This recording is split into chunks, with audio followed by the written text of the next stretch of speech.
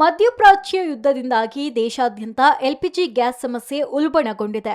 ರಾಜ್ಯದ ವಿವಿಧ ಹೋಟೆಲ್, ಧಾರ್ಮಿಕ ಕೇಂದ್ರಗಳಲ್ಲಿ ಅನ್ನಪ್ರಸಾದ ವಿತರಣೆಗೂ ಇದರ ಬಿಸಿ ತಟ್ಟಿದೆ. ಆದರೆ ಹುಬ್ಬಳ್ಳಿಯ ಶ್ರೀ ಆರೂಢ ಸಿದ್ದಾರೂಢರ ಮಠದಲ್ಲಿ ಅನ್ನಪ್ರಸಾದಕ್ಕೆ ಮಾತ್ರ ಗ್ಯಾಸ್ ಬಿಸಿ ತಟ್ಟಿಲ್ಲ. ಉತ್ತರ ಕರ್ನಾಟಕದ ಪ್ರಸಿದ್ಧ ಮಠಗಳಲ್ಲಿ ಒಂದಾಗಿರುವ ಸಿದ್ದಾರೂಢರ ಮಠದಲ್ಲಿ ನಿತ್ಯವೂ ಮುಂಜಾನೆ, ಮಧ್ಯಾಹ್ನ ಹಾಗೂ ನಿರಂತರ ಅನ್ನಪ್ರಸಾದ ನಡೆಯುತ್ತಿದೆ. ಎಂತಹದ್ದೇ ಸಂಕಷ್ಟ ಬಂದರೂ ಆರೂಢರ ಮಠದಲ್ಲಿ ಅನ್ನಪ್ರಸಾದ ನಡೆಯುತ್ತದೆ ಅಂತ ಅಲ್ಲಿನ ಆಡಳಿತ ಮಂಡಳಿ ಅಧ್ಯಕ್ಷ ಚೆನ್ನವೀರ ಫ್ರೀಡಂ ಟಿವಿಗೆ ಮಾಹಿತಿ ನೀಡಿದರು.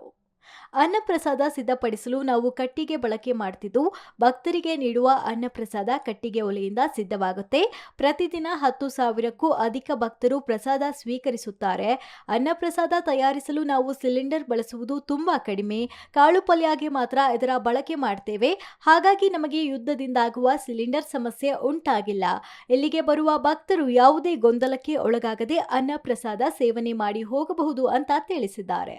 ಜಗತ್ತಿನಲ್ಲಿ ಇರಾನ್, ಅಮೆರಿಕ, ಇಸ್ರೇಲ್ ಯುದ್ಧಗಳಿಂದಾಗಿ ಭಾರತ ದೇಶದಲ್ಲಿ ಈಗಾಗಲೇ ಕಮರ್ಷಿಯಲ್ ಸಿಲಿಂಡರ್ ಅಭಾವತೆ ಕಂಡುಬಂದಿದ್ದು, ಈ ನೆಲೆಯಲ್ಲಿ ಈಗಾಗಲೇ ಸಾಕಷ್ಟು ಧಾರ್ಮಿಕ ಕೇಂದ್ರಗಳಲ್ಲಿ ಪ್ರಸಾದ ಕೂಡ ನಿಂತು ಹೋಗಿದ್ದ ಕೆಲವು ವಿಚಾರಗಳು ಈಗ ಹೊರಬರುತ್ತಿರುವಂಥದ್ದು. ಅದೇ ರೀತಿ ಉತ್ತರ ಕರ್ನಾಟಕ ಪ್ರಸಿದ್ಧ ದೇವಸ್ಥಾನ ಮಠಗಳಲ್ಲಿ ಒಂದಾಗಿರುವಂಥ ಶ್ರೀ ಸಿದ್ದಾರೂಢ ಮಠದಲ್ಲಿ ಪ್ರತಿನಿತ್ಯವೂ ಸಾವಿರಾರು ಜನ ಬಂದು ಪ್ರಸಾದವನ್ನು ಸ್ವೀಕರಿಸ್ತಾರೆ. ಆ ಪ್ರಸಾದಕ್ಕೆ ಯುದ್ಧದ ಬಿಸಿ ಯಾವ ರೀತಿ ತಟ್ಟಿದೆ ಅಥವಾ ತಟ್ಟಿಲ್ವಾ ಅನ್ನೋದರ ಕುರಿತು ಮಾಹಿತಿ ನೀಡಲಿಕ್ಕೆ ಸಿದ್ದಾರೂಢ ಮಠದ ಆಡಳಿತ ಮಂಡಳಿಯ ಅಧ್ಯಕ್ಷರು ನಮ್ಮ ಜೊತೆಗಿದ್ದಾರೆ, ಚನ್ವೀರ್ ಅವರು. ಸರ್, ಅವರನ್ನೇ ಮಾತಾಡ್ತಾ ಹೋಗೋಣ. ಸರ್, ಇರಾನ್, ಅಮೆರಿಕ, ಇಸ್ರೇಲ್ ಯುದ್ಧದಿಂದಾಗಿ ಈಗ ಕಮರ್ಷಿಯಲ್ ಸಿಲಿಂಡರ್ಗೆ ಸಾಕಷ್ಟು ಹೊಡೆತ ಬಿದ್ದಿರುವಂಥದ್ದು. ಈಗ ಮಠದಲ್ಲಿ ಅದು ಯಾವ ರೀತಿಯಾಗಿ ತೊಂದರೆ ತಂದಿಟ್ಟಿದೆ ಅಂತ. ನಮಸ್ಕಾರ. ಇದೊಂದು ಬಹಳ ನಿಜವಾದ ಒಂದು ಸಮಸ್ಯೆ ಎಲ್ಲ ನಾವು ಮಾಡ್ತಾಯಿದ್ವಿ. ಬಟ್ ಆದರೂ ನಮ್ಮ ಸದ್ಗುರು ಶ್ರೀ ಸಿದ್ದಾರೂಢ ಆಶೀರ್ವಾದ ನಮಗೆ ಇದು ಇರಾನ್ ಮತ್ತು ಇರಾಕ್, ಅಮೇರಿಕದ ಯುದ್ಧ ಮತ್ತು ತೈಲ ಮತ್ತು ಗ್ಯಾಸಿನ ಸಮಸ್ಯೆ ನಮ್ಮ ಶ್ರೀ ಸಿದ್ದಾರೂಢ ಮಠದಲ್ಲಿ ಬಂದಿಲ್ಲ.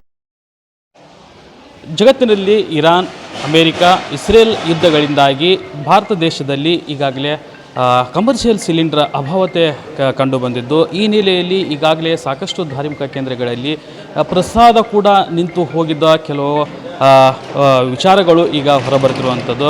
ಅದೇ ರೀತಿ ಉತ್ತರ ಕರ್ನಾಟಕ ಪ್ರಸಿದ್ಧ ದೇವಸ್ಥಾನ ಮಠಗಳಲ್ಲಿ ಒಂದಾಗಿರುವಂಥ ಶ್ರೀ ಸಿದ್ದಾರೂಢ ಮಠದಲ್ಲಿ ಪ್ರತಿನಿತ್ಯವೂ ಸಾವಿರಾರು ಜನ ಬಂದು ಪ್ರಸಾದವನ್ನು ಸ್ವೀಕರಿಸ್ತಾರೆ. ಆ ಪ್ರಸಾದಕ್ಕೆ ಯುದ್ಧದ ಬಿಸಿ ಯಾವ ರೀತಿ ತಟ್ಟಿದೆ ಅಥವಾ ತಟ್ಟಿಲ್ವಾ ಅನ್ನೋದರ ಕುರಿತು ಮಾಹಿತಿ ನೀಡಲಿಕ್ಕೆ ಸಿದ್ದಾರೂಢ ಮಠದ ಆಡಳಿತ ಮಂಡಳಿಯ ಅಧ್ಯಕ್ಷರು ನಮ್ಮ ಜೊತೆಗಿದ್ದಾರೆ, ಚನ್ವೀರ್ ಅವರು. ಸರ್, ಅವರನ್ನೇ ಮಾತಾಡ್ತಾ ಹೋಗೋಣ. ಸರ್, ಇರಾನ್, ಅಮೆರಿಕ, ಇಸ್ರೇಲ್ ಯುದ್ಧದಿಂದಾಗಿ ಈಗ ಕಮರ್ಷಿಯಲ್ ಸಿಲಿಂಡರ್ಗೆ ಸಾಕಷ್ಟು ಹೊಡೆತ ಬಿದ್ದಿರುವಂಥದ್ದು. ಈಗ ಮಠದಲ್ಲಿ ಅದು ಯಾವ ರೀತಿಯಾಗಿ ತೊಂದರೆ ತಂದಿಟ್ಟಿದೆ ಅಂತ. ನಮಸ್ಕಾರ.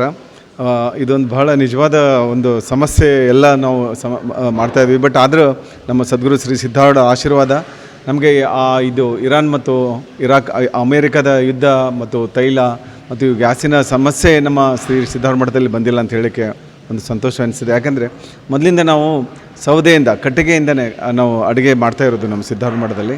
ಕಟ್ಟಿಗೆಯಿಂದ ಬಾಯ್ಲರನ್ನು ನಾವು ಬಾಯ್ಲರ್ನಿಂದ ಸ್ಟೀಮಿಂಗು, ಆ ಸ್ಟೀಮಿಂಗ್ನಿಂದ ನಾವು ಅನ್ನ ಇರ್ಬೋದು, ಸ್ವೀಟ್ಸ್ ಇರ್ಬೋದು, ಸಾಂಬಾರು ಇರ್ಬೋದು, ಮತ್ತು ಇದನ್ನೆಲ್ಲ ನಾವು ಮಾಡ್ತಾಯಿರೋದು ಸ್ಟೀಮಿಂಗ್ನಿಂದನೇ ಮಾಡ್ತಾಯಿರೋದ್ರಿಂದ ನಮಗೆ ಆ ಗ್ಯಾಸಿನ ಸಮಸ್ಯೆ ಬಂದಿಲ್ಲ. ನಾವೇನಿದೆ ಡೈಲಿ ನಮ್ಮ ಭಕ್ತರು ಬರುವಂಥದ್ದು 8,000 to 10,000 ಜನ ಪ್ರತಿದಿನ ಬಂದು ನಮ್ಮಲ್ಲಿ ಪ್ರಸಾದ ಮಾಡ್ಕೊಂಡು ಹೋಗ್ತಾರೆ. ಆ ಪ್ರಸಾದಕ್ಕೆ ಯಾವುದೂ ಸಮಸ್ಯೆ ಆಗಿಲ್ಲ. ಮತ್ತು ನಮ್ಮೆಲ್ಲ ಧರ್ಮದರ್ಶಿಗಳು ಒಂದು ನಾವು ನಿರ್ಧಾರ ಏನು ಮಾಡಿದ್ದೀವಿ, ಈ ಗ್ಯಾಸಿನ ಸಮಸ್ಯೆಯಿಂದ ನಮ್ಮ ಯಾವುದೋ ಭಕ್ತರು ಉಪವಾಸ ಅಥವಾ ಅನ್ನಪ್ರಸಾದ ನಿಲ್ಲಬಾರ್ದು ಅನ್ನೋದು ನಮ್ಮದು ಉದ್ದೇಶ ಆಗಿದೆ. ಆ ಉದ್ದೇಶವನ್ನು ಸಂಪರ್ಕದಲ್ಲಿ ನಾವು ಆಲ್ರೆಡಿ ನಾವು ಕಟ್ಟಿಗೆಯನ್ನು ಸಾಕಷ್ಟು ಸಂಗ್ರಹ ಮಾಡಿಟ್ಟಿದ್ದೀವಿ.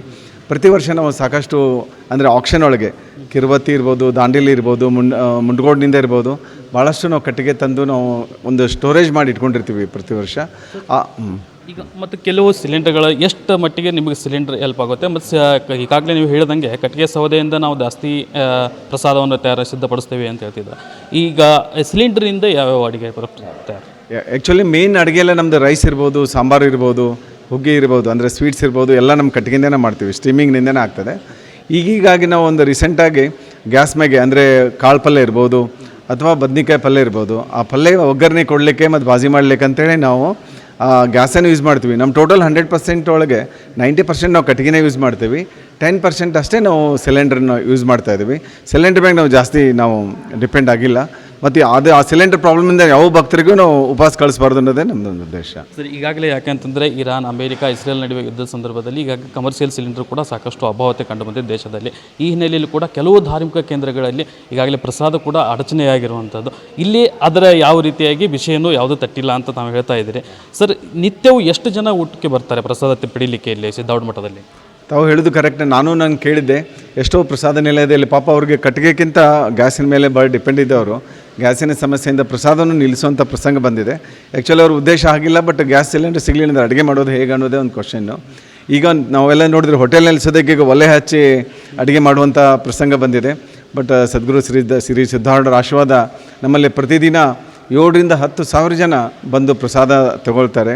ಸ್ಯಾಟರ್ಡೇ, ಸಂಡೇ ಮತ್ತು ರಜಾ ದಿನದಲ್ಲಿ 15,000 to 25,000 ಭಕ್ತಾದಿಗಳು ಬಂದು ಪ್ರಸಾದ ತಗೊಳ್ಳುವಂಥ ವಿಷಯ, ಮತ್ತು ಅಮಾವಾಸ್ಯೆ ದಿವಸ 20,000 to 30,000 ಜನ ಬಂದು ಪ್ರಸಾದ ತಗೊಳ್ಳುವಂಥ ವಿಷಯದಲ್ಲಿ ನಾವು ಆ ಸಿಲಿಂಡರ್ ಬಹಳಷ್ಟು ಅನಾನುಕೂಲತೆ ಆಗಬಾರ್ದು ಅಂಥೇಳಿ ನಾವೆಲ್ಲ ಏನು ಮಾಡ್ತೀವಿ, ಸೌದೆ ಮೇಲೇ ನಾವು ಅಡುಗೆಯನ್ನು ಮಾಡಿ ನಾವು ಪ್ರಸಾದವನ್ನು ವಿತರಣೆ ಮಾಡ್ತಾಯಿದ್ದೀವಿ. ಮತ್ತು ಯಾವುದೇ ವಿಷಯದಲ್ಲೂ ಯಾವುದೇ ಪರಿಸ್ಥಿತಿಯಲ್ಲೂ ನಾವು ಭಕ್ತರಿಗೆ ಗ್ಯಾಸಿನ ಪ್ರಾಬ್ಲಮ್ ಇಟ್ಕೊಂಡು ನಾವು ಪ್ರಸಾದವನ್ನು ನಿಲ್ಲಿಸೋದಿಲ್ಲ ಅಂತಲೇ ಹೇಳಲಿಕ್ಕೆ ಇಚ್ಛಪಡ್ತೀನಿ. ಸರ್, ಯಾಕೆಂತಂದರೆ ಅವಳಿ ನಗರದಲ್ಲಿ ಕೂಡ ಸಾಕಷ್ಟು ವಿದ್ಯಾರ್ಥಿಗಳಿದ್ದಾರೆ. ಈಗಾಗಲೇ ಕಮರ್ಷಿಯಲ್ ಸಿಲಿಂಡರ್ ಸಿಗದೆ ಹೋಟೆಲ್ಗಳು ಬಂದ್ ಆಗ್ತಿರ್ತವೆ. ಕೆಲವು ವಿದ್ಯಾರ್ಥಿಗಳು ಈ ಕಡೆನೂ ಬರೋ ಚಾನ್ಸಸ್ಸು ಕೂಡ ಜಾಸ್ತಿ ಇರುತ್ತೆ. ಆ ಹಿನ್ನೆಲೆಯಲ್ಲಿ ಎಷ್ಟು ಸಂಖ್ಯೆ ಹೆಚ್ಚಾಗಿದೆ ಅಂತ ಏನಾದರೂ ಒಂದು ಅಂದಾಜಿದೆ ಸರ್? ಸಂಖ್ಯೆ ಸಿದ್ಧಾರೂಢರಲ್ಲಿ ನೋಡಿ, ನಮ್ಮದು ಅದೊಂದು ಇಲ್ಲಿದ ವಿಶೇಷತೆ ಏನಂದರೆ, ಎಷ್ಟೋ ಜನ ಬಂದರು. ನಾವು ಒಂದು ಸಲ ನೋಡ್ತೀವಿ, ಒಮ್ಮೆ ಸ್ಟೂಡೆಂಟ್ಸ್ ರಜಾ ದಿನಕ್ಕೆ ಬರ್ತಾರೆ, ಒಮ್ಮೆ 8 to 10 ಬಸ್ ಜನ ಒಮ್ಮೆ ಹುಡುಗರು ಬಂದುಬಿಡ್ತಾರೆ. ಬಟ್ ಎಂದೂ ನಮ್ಮ ಅಜ್ಜನಲ್ಲಿ ಪ್ರಸಾದ ಕಡಿಮೆ ಆಗಿದೆ ಅನ್ನೋಂಥ ಪ್ರಸಂಗನೇ ಇಲ್ಲ. ಯಾವುದೇ ವಿದ್ಯಾರ್ಥಿ ಬರಲಿ, ಯಾವುದೇ ಕಷ್ಟದಲ್ಲಿರಲಿ, ನಮ್ಮ ಶ್ರೀ ಸಿದ್ಧಾರೂಢರ ಒಂದು ಇಚ್ಛೆ ಅವ್ರದ್ದಾಗಿತ್ತು, ಯಾರೂ ಬಂದಿಲ್ಲ ಉಪವಾಸ ಹೋಗಬಾರ್ದು, ಅನ್ನದಾಸೋಹ ನಿರಂತರ ನಡಿಬೇಕಂತ ಹೇಳ್ತಾಯಿದ್ರು. ಇದರೊಳಗೆ ನಾವು ನಿರಂತರವಾಗಿ ನಡ್ಸ್ಕೊಂಡು ಬರ್ತಾಯಿದ್ದೀವಿ. ಯಾರೇ ಕಷ್ಟದಿಂದ ಬಂದರೂ ನಾವು ಎಂದೂ ಅವ್ರಿಗೆ ಹೊಳೆ ಕಳಿಸೋಲ್ಲ, ಊಟ ಮಾಡಿಸಿನೇ ಕಳಿಸ್ತೀವಿ, ಪ್ರಸಾದ ಮಾಡೇ ಕಳಿಸ್ತೀವಿ ಅಂತ ಹೇಳಿ. ಸರ್, ಸೌದೆಯಿಂದ ಸಾಕಷ್ಟು ದಶಕಗಳ ಹಿಂದನೂ ಕೂಡ ಪ್ರಸಾದ ಸಿದ್ಧಪಡಿಸ್ತಾ ಬಂದಿದ್ರಿ. ಯಾಕೆ ಸಿಲಿಂಡರ್ ಮೊರೆ ಹೋಗಲಿಲ್ಲ ಈ ಕಾಲದಲ್ಲಿ? ಯಾಕೆ ಸಾಕಷ್ಟು ಧಾರ್ಮಿಕ ಕೇಂದ್ರಗಳಲ್ಲಿ ಸಿಲಿಂಡರ್ ಮೊರೆ ಹೋಗ್ತಿದ್ದಾರೆ, ಈ ತಾವು ಸಿದ್ಧಾರೂಢ ಮಠದಲ್ಲಿ ಯಾಕೆ ಆಗಲಿಲ್ಲ ಅದು? ಯಾಕೆಂದರೆ ಅಜ್ಜರಿಂದನೂ ಅದು ರೂಢಿ ಇದ್ದಂಥ ಕಾಲ, ಅನ್ನದಾಸ ನಾವು ಮಾಡಿದಂತಲ್ಲ, ಸದ್ಗುರು ಶ್ರೀ ಸಿದ್ಧಾರೂಢ ಮಾಡಿದಂತ ಬಂದಿದ್ದು. ಅವಾಗೆಲ್ಲ ಸೌದೆಯಿಂದನೇ, ಅವಾಗೆಲ್ಲ ಸಿಲಿಂಡರ್ ಇರಲಿಲ್ಲ, ಸೌದೆಯಿಂದ ಮಾಡ್ತಾಯಿದ್ರು. ಮತ್ತು ತಮಗೆಲ್ಲ ಗೊತ್ತಿದ್ದಂಥ ವಿಷಯ, ಸೌದೆಯಿಂದ ಮಾಡಿದ ಅಡುಗೆ ಅದು ಸವಿರುಚಿ ಉಂಡವನೇ ಬಲ್ಲ ಅಂತ.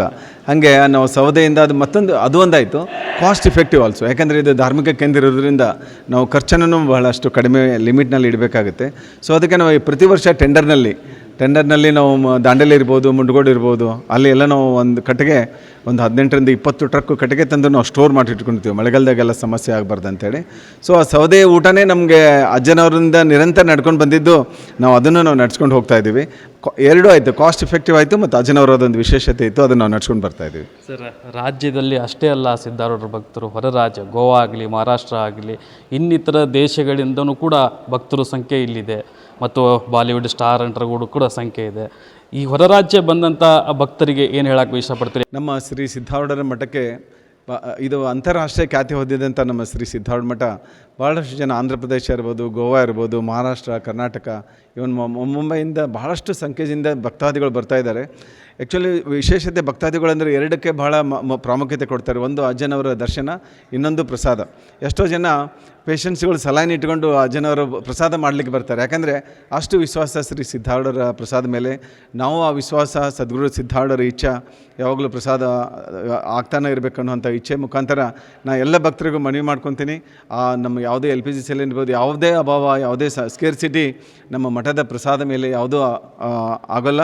ನಿರಂತರವಾಗಿ ಅನ್ನ ಪ್ರಸಾದ ನಮ್ಮ ಮಠದಲ್ಲಿ ನಡೀತಾ ಇದೆ. ತಾವು ದಯಮಾಡಿ ಬಂದು ಅಜ್ಜನವರ ದರ್ಶನ ಮತ್ತು ಪ್ರಸಾದ ಸ್ವೀಕರಿಸ್ಕೊಂಡು ಹೋಗ್ಬೇಕೆಂದು ನಾನು ಕೇಳ್ಕೊಳ್ತೀನಿ. ಇದಿಷ್ಟು ಸಿದ್ಧಾರೂಢ ಆಡಳಿತ ಮಂಡಳಿಯ ಅಧ್ಯಕ್ಷ ಚನ್ವೀರ್ ಸರ್ ಅವರು ಮಾತಾಗಿರುವಂಥದ್ದು. ಯಾವುದೇ ಭಕ್ತರು, ಸಿದ್ಧಾರೂಢ ಮಠದ ಭಕ್ತರು ಮಠಕ್ಕೆ ಬಂದ ತಕ್ಷಣ ಅವರಿಗೆ ಪ್ರಸಾದವಿಲ್ಲದೆ ಕಳಿಸುವ ಮಾತೇ ಇಲ್ಲ ಎಂಬ ಆಶ್ವಾಸನೆಯನ್ನು ಈಗಾಗಲೇ ಅಧ್ಯಕ್ಷರು ಕೊಟ್ಟಿರುವಂಥದ್ದು. Manjunath, Freedom TV, Hubballi. ಕ್ಷಣ ಕ್ಷಣದ ಸುದ್ದಿಗಳಿಗಾಗಿ ಫ್ರೀಡಮ್ ಟಿವಿ ಸಬ್ಸ್ಕ್ರೈಬ್ ಮಾಡಿ, ಲೈಕ್ ಮಾಡಿ ಹಾಗೂ ಫಾಲೋ ಮಾಡಿ. ಹೊಸ ಸುದ್ದಿಗಳ ನೋಟಿಫಿಕೇಶನ್ಗಾಗಿ ಬೆಲ್ ಐಕಾನ್ ಮೇಲೆ ಕ್ಲಿಕ್ ಮಾಡಿ.